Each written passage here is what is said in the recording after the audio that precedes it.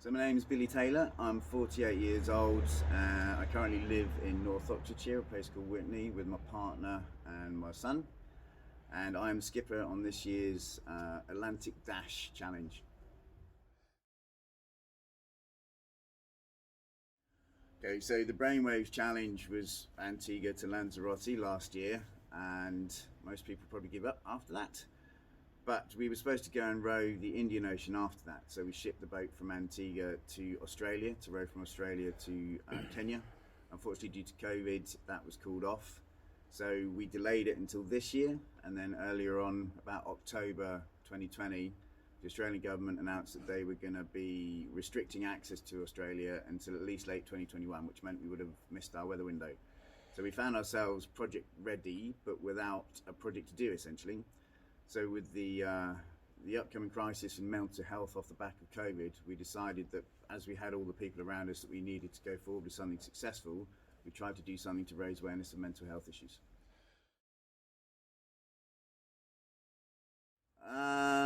Well, the biggest one was our rudder fell off when we were on the way across to Antigua. So after about 14 days, one of the fabricated parts on the back to hold the rudder on basically snapped. So it meant there was only one point which was put us in danger of ripping the transom off. So I guess the biggest learning lesson was to have a better piece fabricated, and we've also put an extra little pinion in, so there's less likelihood of there's no likelihood now of the rudder coming off. Okay, so we got Matt Pritchard, who is a pro skateboarder and endurance athlete. He's also the star of the MTV series 30 Sanchez. We've got Johnny Ward, who's 37. He is a travel blogger. He's Irish. And we've got Martin Hesseltine, who is ex-SAS. He's 62 years old, and he comes from somewhere up north in the UK. With regards to experience, that's a good one. So Martin has actually done about 30,000 sea miles sailing. So he's like an old salty sea dog. So he is familiar with some of the stuff that's on board, but he's done no rowing. Matt is incredibly fit. He's done Decker Ironmen. He's done many triathlons. He's run around the coast of Mallorca. He's done lots and lots of things, basically. So he's exceptionally fit. But he hasn't done, well, he's done a 24-hour row with us, so he hasn't got any rowing or seagoing experience. Johnny, the travel blogger, he's a really fit guy. It wasn't that long ago, he did a 188-kilometer endurance run in Thailand. But he also is, in actual fact, he hadn't even seen the boat until 5 or 6 days ago. So he doesn't have an awful lot of experience out in the water, or none, in fact. But they all bring their own skill sets to the crew. Obviously, Martin with his seagoing experience. Matt is on board because he can bring awareness to mental health. He's gone through his own mental health journey, and he's happy to talk about that. And Johnny, we're trying to promote adventure as a way to basically improve your self-esteem and connect with nature and mindfulness. And Johnny left Ireland about 14 years ago, went to Thailand to learn to teach people English.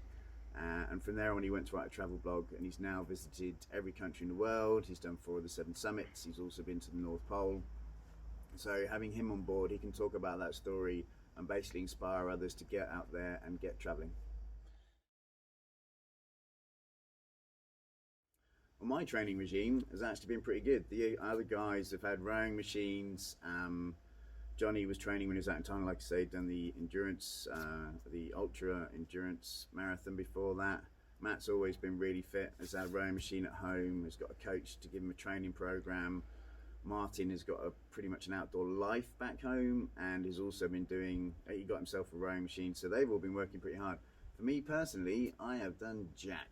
I'm hoping that my muscle memory from last March, is when we finished, will carry me through, because since then, the only time that I've been into a gym to do any form of exercise would have been when we went to Brookes University in Oxford to go and do some lab work, because we're also doing some collecting research data into the effects of exercise on helping to manage symptoms like anxiety and depression.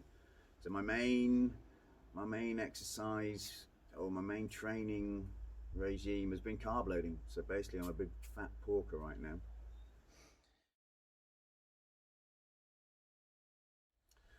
I've rode the Pacific in 2014, I rode the Indian 2018, and I rode the Atlantic last year. So for me, 45 days at sea, I actually look forward to that. For the other guys, we've just been talking through it all recently. What it's like out there, what they can expect, what the highs will be, what the lows will be. And they've also been reading a lot of books and watching a lot of videos to try and get an understanding. But to be completely honest, until you're out there, you can't possibly know what it's like, which is why it's great going on a boat with these three guys. We get on all really, really well, and it's going to be a shared experience. So you can talk to people and tell them stories, but you can't sort of relive and share those experiences properly unless you can do it with people who've been there with you, which is another reason why we think we've got a really good crew.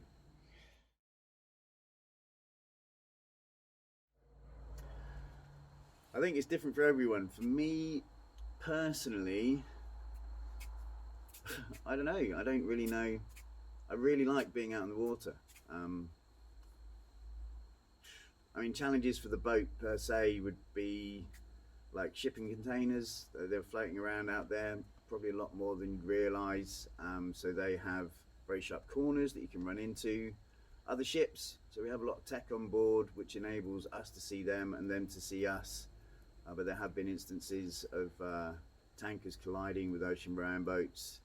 But as a challenge for myself, I don't know, you lose a lot of weight, so I'm probably going to lose around 14 kilos, and when you get that skinny, you lose a lot of fat off your backside, so it can be extremely uncomfortable sitting down, and obviously you're doing that 12 hours a day to row, so that's probably the biggest challenge.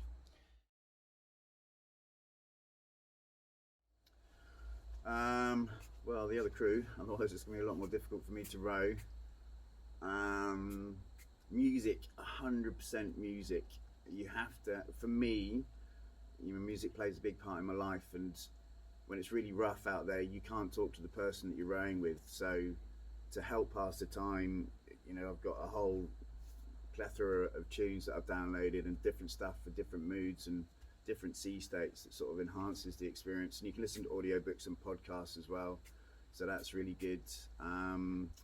I'm gonna have to say Aquapac stuff, because it's really, really important that you keep everything waterproof out there. It doesn't matter what you do, you're gonna get water in the cabins and in the lockers. It's just the way it works. We've only got 45 centimeters of freeboard, so the deck is about this far above the waterline, so everything gets wet.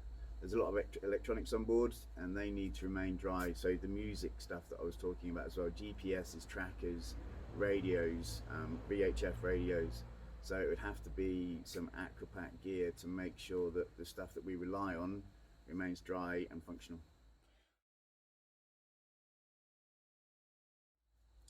Always going to be friends and family. To be completely honest, they're as much a part of the crew, whether they like it or not. They have to put up with us going through the preparation of it all. So the most difficult thing about this whole project is actually getting to the start line. So raising the money, getting the equipment, having the boat built. So not only do they lose us while we're away on the water, but a lot of our time is taken up with preparing for this as well. So I've already started missing them before I left, just because I couldn't spend a lot of time with them. But aside from that, I don't know. I mean, not a lot really, to be honest.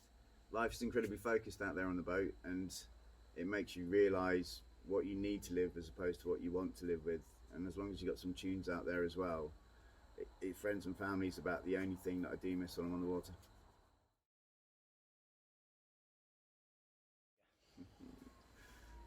Antigua, baby! Antigua, baby!